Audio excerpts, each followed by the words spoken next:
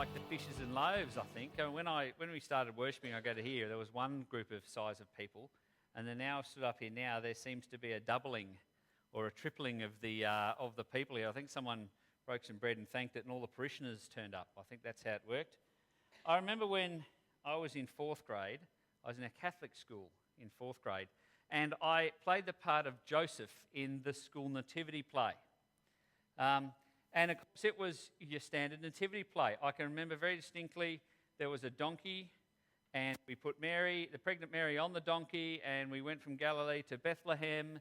And when we got there, the baby was born. That obviously there wasn't much detail going into that.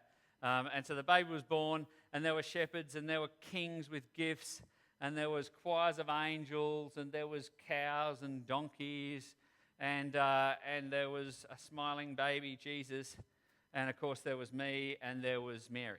And I think for many of us, that is the Christmas story that they're often used to, isn't it? The nativity story. When we think about it, that's a pretty standard nativity scene, isn't it? You see, the nativity scenes, they're very interesting. They're designed to tell us a little bit about the night that Jesus was born, aren't they? The nativity scene, that's sort of what it's about. That's its purpose. And so these things actually began. They began a long time ago. They began with a guy by the name of St. Francis of Assisi. And he was a monk and probably didn't have much else to do. And so he decided to have a nativity scene at his church. And so he was in Italy, and it was in 1223, the year 1223. And so he decided to have a nativity scene. So he got his church together, and they put on a mock night of Jesus, the night that Jesus was born. And it would look very much like our nativity scenes that we do today. In fact, there's a photo we should have somewhere here of that nativity scene that we can throw up there. And you'll see that's a painting of Francis of Assisi having his nativity scene, the very first one that the church records in history, that they did this mock night that Jesus was born. And this was very popular. The Pope approved it. And so this spread throughout the Christian church. And in about 100 years' time, you had to have a nativity scene in your church, otherwise you got a letter from the Pope saying that you weren't very good Christians. And this became part of what they did. This has gone all through history. In fact, even in England, there was a tradition in England where they would bake mince pies in the shape of the manger with baby Jesus in it. Weird, isn't it? And so when they had the Reformation, the Puritans who came in the Reformation said, that's an idol. We're doing away with that. And so they had to flatten them down. And that's why you get the mince pie we have today is very plainly adorned, because in the tradition was that you couldn't have anything on the top of the pie, because if you had something on the top of the pie, it was like you'd like sneaking in a little baby Jesus on top of the pie, right? I know this sounds really weird, but this is what people got burned to the stake for in the 16th century. So it was fairly important when you were doing your pastry cooking to make sure that you didn't break any theological rules. So these nativity scenes have been going on for quite a while now. And if you have a look, I've got a pretty standard picture of a nativity scene. Let's throw it up here. Okay. So what have we got there? Well, you can see the usual elements there. There's the three kings. They've got some gifts. There's a camel.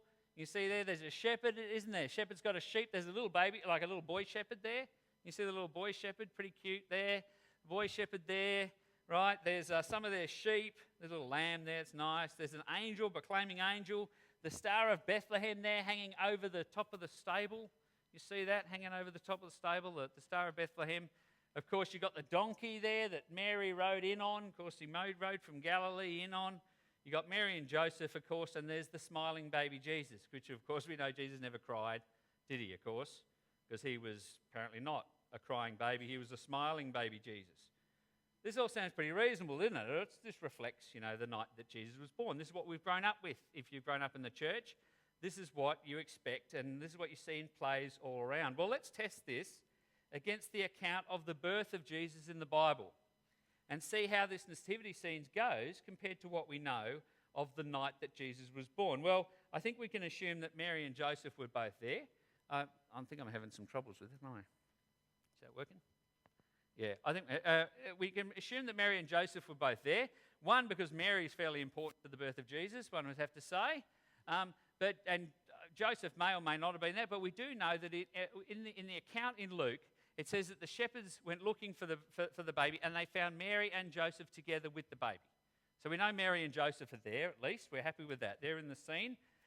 in our nativity scene. Well, let's have a look at the donkey. I think the donkey is going to be pretty standard. I mean, Mary rode from Galilee, came from Galilee, right? We all know that. She got on a donkey and she rode into the town of Bethlehem. And so it's pretty obvious there's going to be a donkey there. Let's have a look at what the account says. It says this in Luke chapter 2, verse 4 to 6.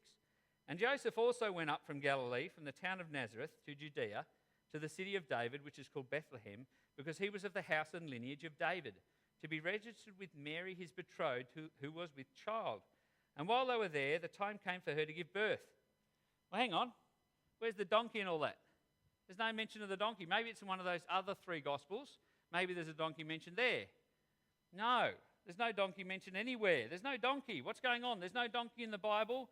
And yet I remember as a fourth grader, I very clearly helped Mary on a donkey, and we came all the way from Galilee. Well, and the donkey's always in the scene, isn't it? It's always in the nativity scene.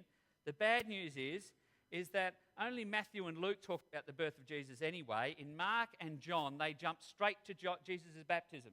They say, Jesus came, bang, here he is getting baptized. The whole birth thing gets missed. And neither Luke or Matthew talk about the donkey. So I've got some bad news for the donkey fans. The donkey's not there. Sad story. That said, where did the donkey come from? Well, the donkey's a pretty interesting story, really. The donkey actually got inserted into the scene because about 700 years after Jesus was born, there was an account written about Jesus' first 12 years of his life. It was like a part sort of 2 of the Gospels. And it was written, and it has some great stories in there. We don't accept it as being part of the Bible, but the Catholic Church do. We don't accept it. They believe it's got value, but they don't say it's the same as the Gospels, if that makes sense. So that they still read it. And in this particular account, it's great. Jesus is walking along, and there's like desert flowers blooming behind him as he walks, as a young sort of 8-year-old walking through the desert. And this is what this particular book says. It says, and on the 3rd day after the birth of our Lord, Mary went out from the cave and entering a stable, placed the child in a manger, and an ox and a donkey adored him. Then this was then fulfilled, what was said by the prophet Isaiah. The ox knows his owner, and the donkey his master's crib.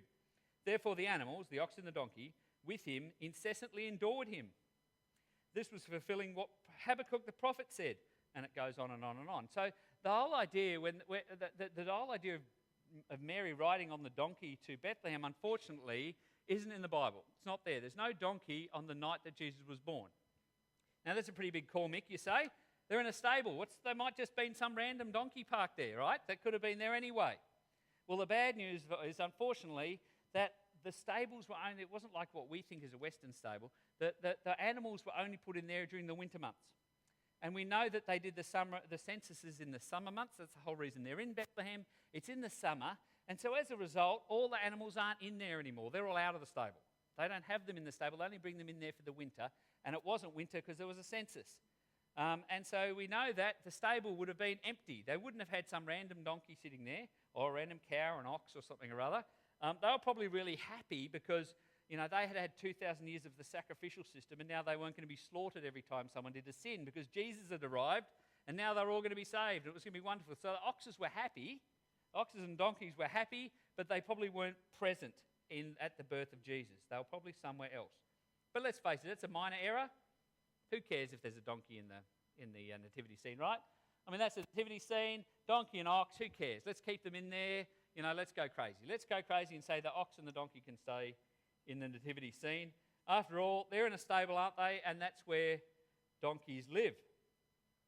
Well, hang on, did I just say stable? Unfortunately, in the gospel account, there's no mention of a stable. It's a bit of a problem, isn't it? They come along and it says they found no room in the inn. Now, we think that inn means like a hotel motel. It's like you drive up in your car, you say, can I get a room? And the guy says, nah, sorry, we're booked out because it's the Bathurst 1000's on. That's sort of what we expect to hear when we think of this. But no, what they had in these days, we're only talking a small town of about 100 families. They had a community hall. It's very similar to what you find in many Indigenous communities in Australia. We went and stayed in one, Janet and I, when we lived in the Torres Strait. We went and stayed in this sort of council-run guest house that was owned by the local community. And when they had people who would come as guests, you would stay there. It wasn't like, you could just blow in there and register and stay like a hotel motel. This was a council guest room. But because there was a census on, it was already full. And I suspect that they were pretty slow getting from Galilee to Bethlehem because he's got a 9-month pregnant fiancée that he's bringing along with him. And she probably wasn't humping really hard to get there, right? She wasn't really cruising the miles quickly. They've arrived late. It's already full. And so what they've done, of course, what we think they've done is that the innkeeper says to them, we'll just nip round the back in the stable. That's pretty much how most of the, we think. But of course, that wasn't the case at all. There's no room in the inn. And so where they've gone to stay is what was the classic overflow accommodation of the day, which was the animal shelters which were on the outside of town. And we know this from archaeological evidence and other historical records. They would shelter their animals in the winter on the outskirts of town in these sort of rock cave structure things that were just outside of Bethlehem. And so what would happen during the census, when they're used to this, there's a lot of people coming, might be a big wedding or something like that. It was pretty common that you'd go and stay in the animal shelters. And so there would have not just been Mary and Joseph there, but there would have been probably a bunch of other folk as well.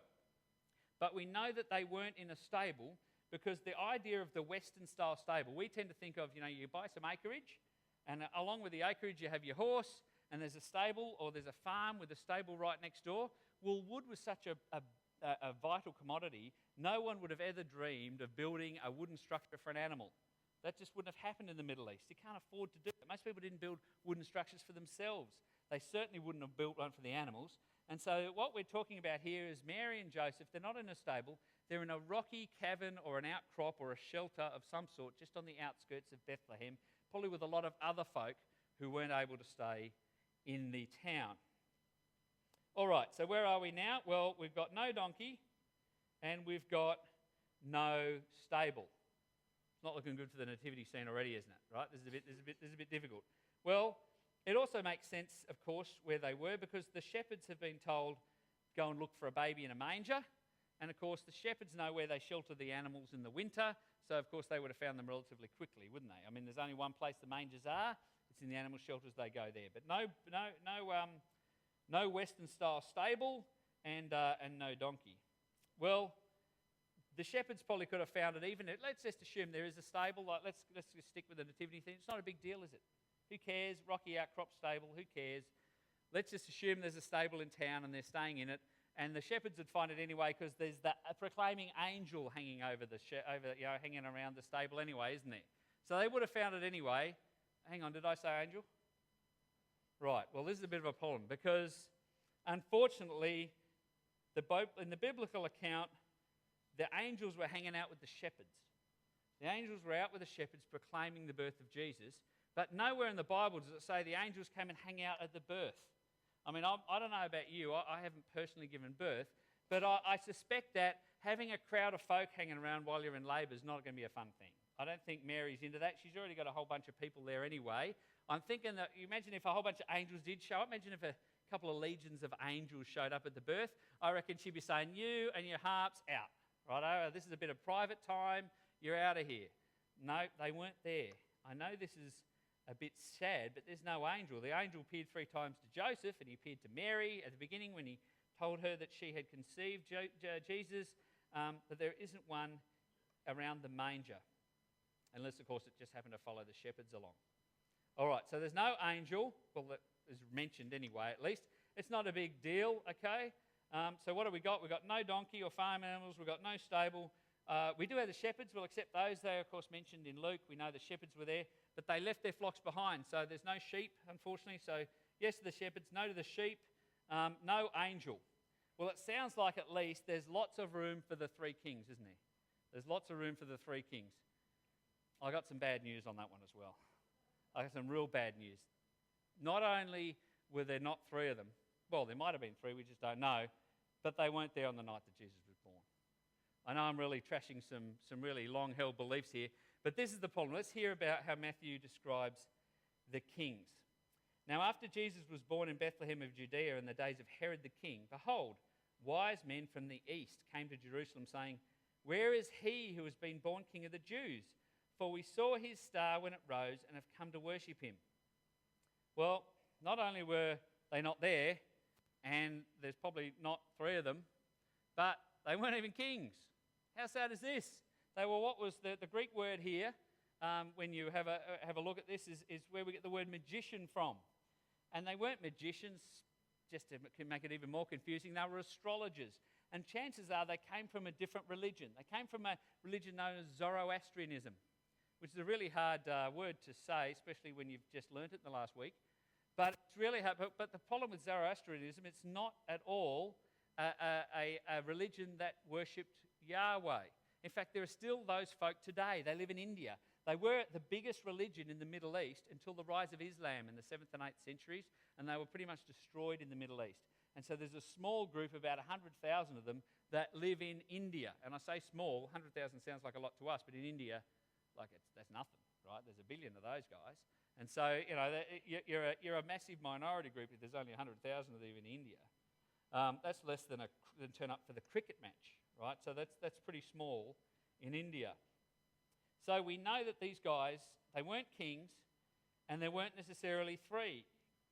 In fact, considering how far that they had come, probably from what is modern-day Iran and Iraq, probably from that area is where they came from, chances are if you're going to make it to Bethlehem with gold, frankincense and myrrh, you're bringing some guns with you, right? You're bringing some guys with swords and spears and stuff to make sure you're not going to get rolled by all the people that are going to want to take it off you between where you left in Iran and where you get to the Middle East. So there's probably not three. It's probably a very large contingent of these folk that have turned up at Bethlehem. Now, according to Catholic Church tradition, there were only three, and in fact, they had names. Here's some names for you. These guys apparently were called Balthazar, Caspar, and Melchior. And there's bits of their bodies that are in cathedrals in France. I can only imagine how bits of the bodies of the three wise men made their way into a cathedral in France. But I suspect that the story of them getting there is driven more by hope than it is by fact. That would be my guess. But that's part of church history amongst the Catholic Church, is that these folk, they were three of them and they had names and this is who they were.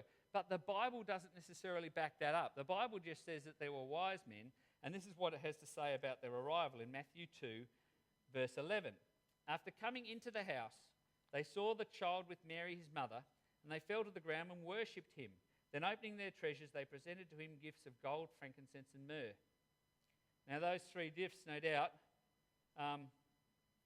would have been a very welcome gifts, wouldn't they? I mean, Mary's only just given birth hours before. This is like the ancient version of the baby bonus, righto? This is this version, and so they've turned up and they've given gold, frankincense, and myrrh, and I imagine she's tired, but she's just given birth and she's pretty happy. Well, I've got some more bad news. Jesus wasn't a newborn when they visited, and we know that for a couple of reasons. We know that because in that account it just said that when they arrived, it said they saw the child. They went, and coming into the house, they saw the child with Mary, his mother. Well, he wasn't born in a house. He was born in the animal shelter, wasn't he?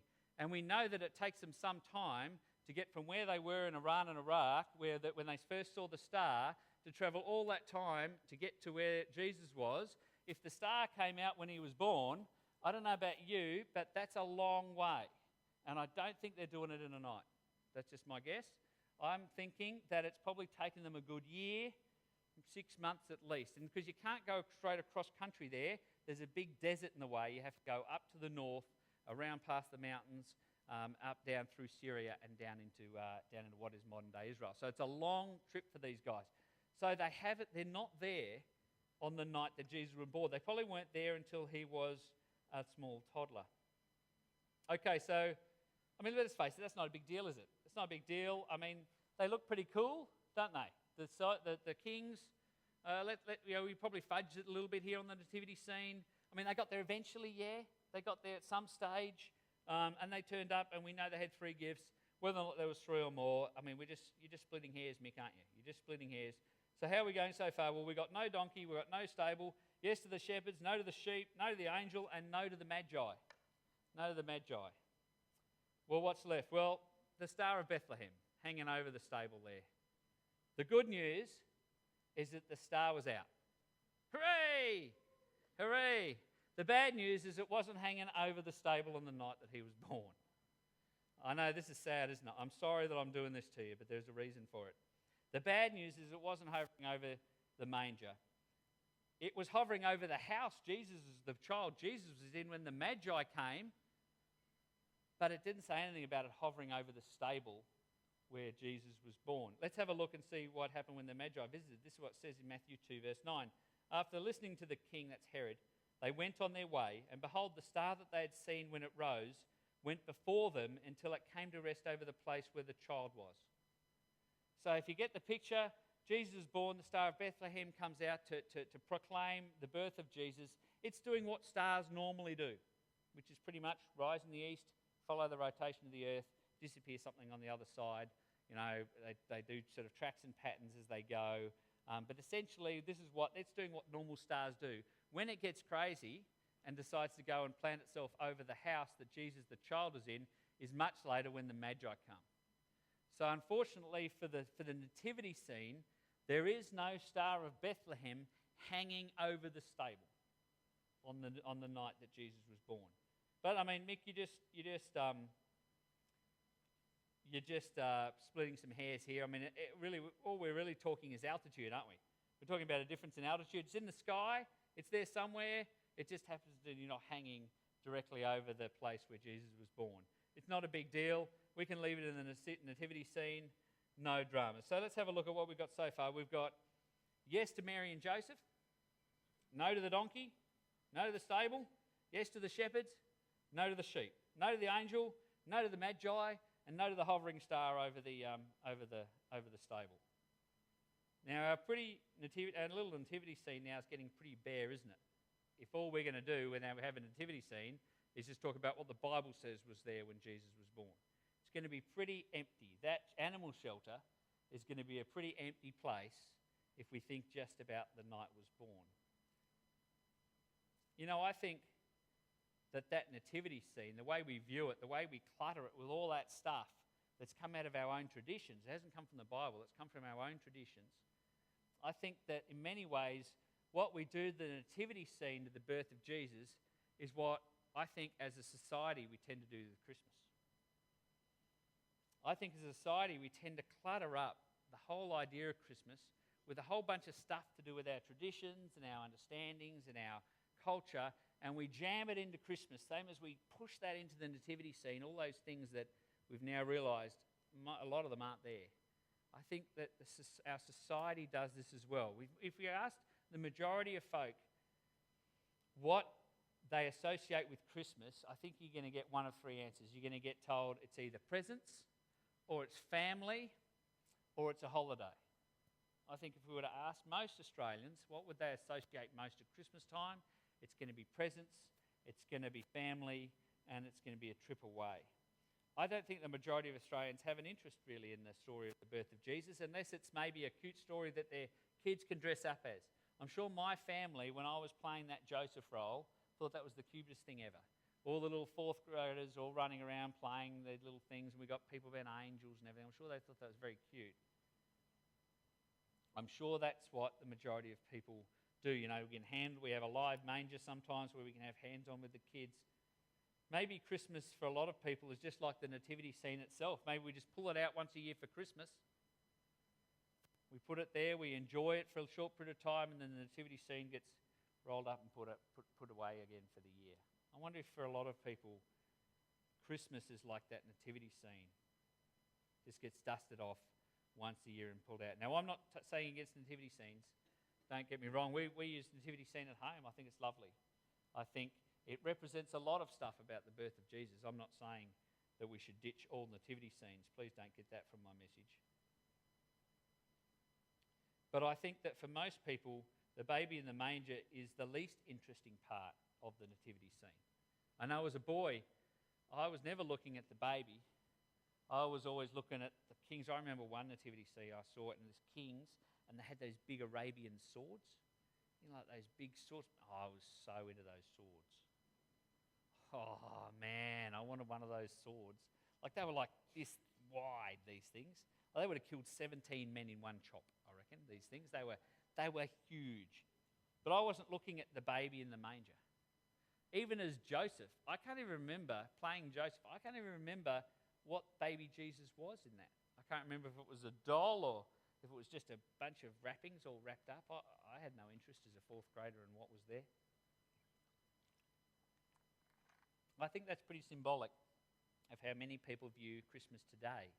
I think most people have a nativity scene view of Christmas, where there's a lot of stuff jammed in that isn't really part of the story. So how do we help point people to that little baby in the middle? How do we do that? Well, I think there's a bunch of ways we can do that. And I'm certainly not saying we should ditch nativity scenes.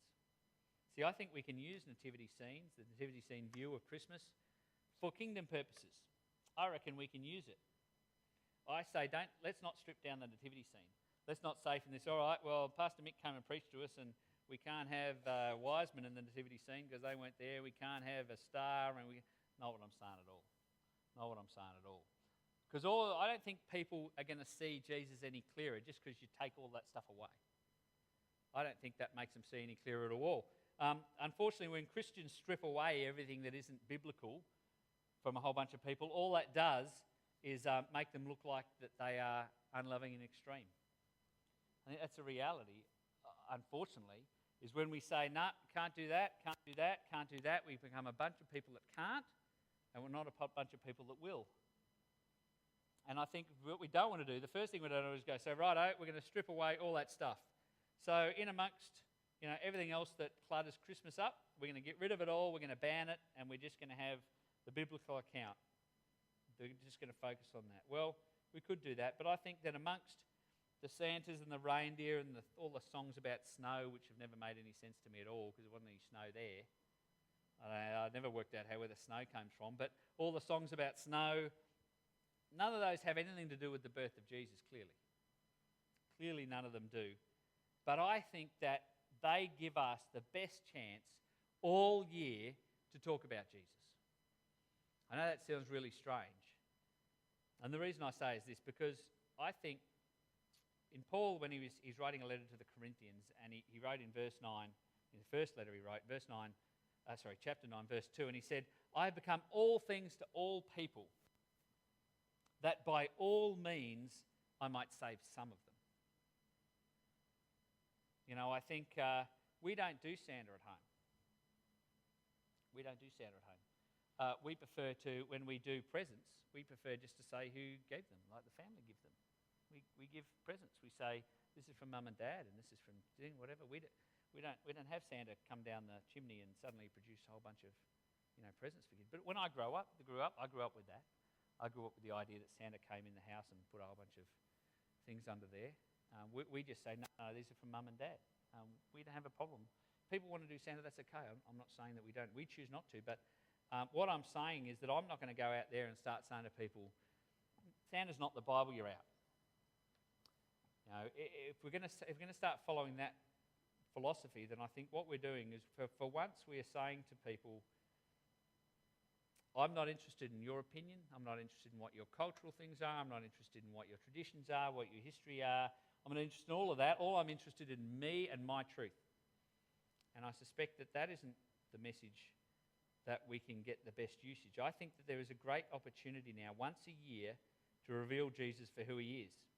And the reason for that is this, because unfortunately for most folk, even in this nativity view of Jesus and Christmas, is it stops here.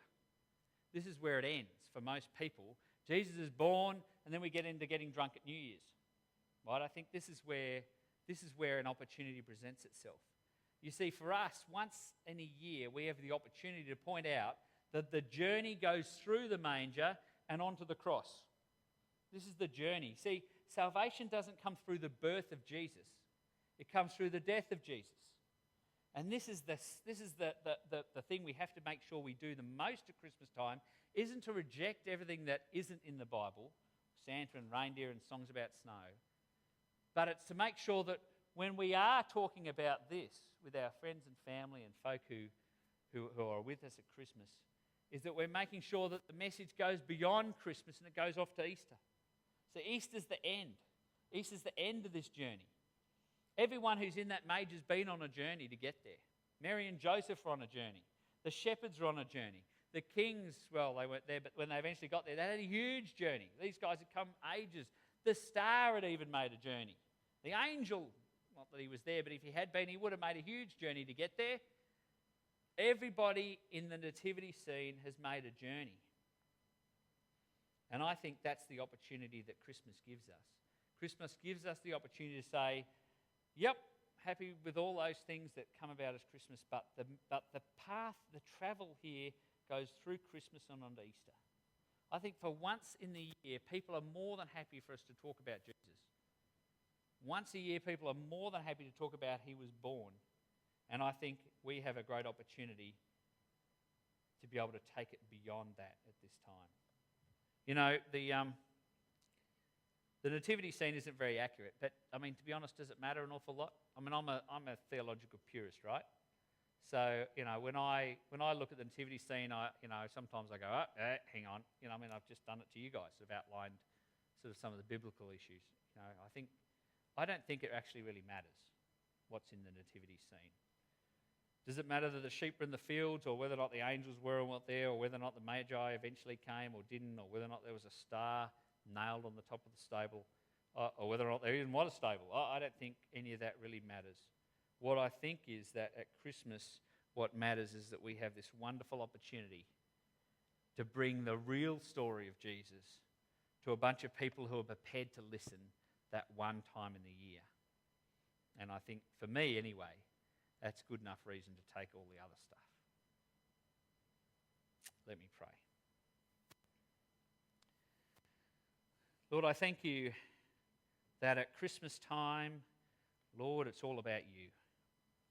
And Lord, while we look around us and we see sales in the shops and blow up Santas on roofs and, Lord, light shows in people's houses, none of which proclaim your birth or talk about your arrival or your mission on this planet.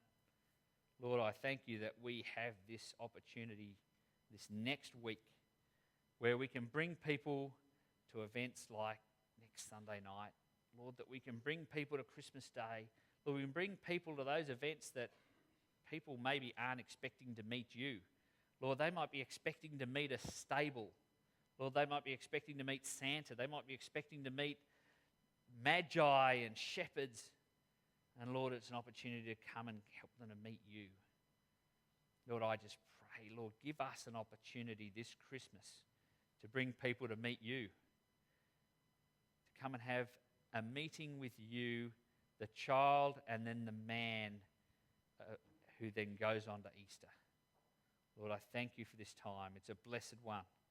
Thank you for family, and I thank you for presence, and I thank you for the joy that people will have. Lord, I thank you for that. But I also thank you for the opportunities you can give us. And Lord, I ask that you will shower us with opportunities. In Jesus' name, amen.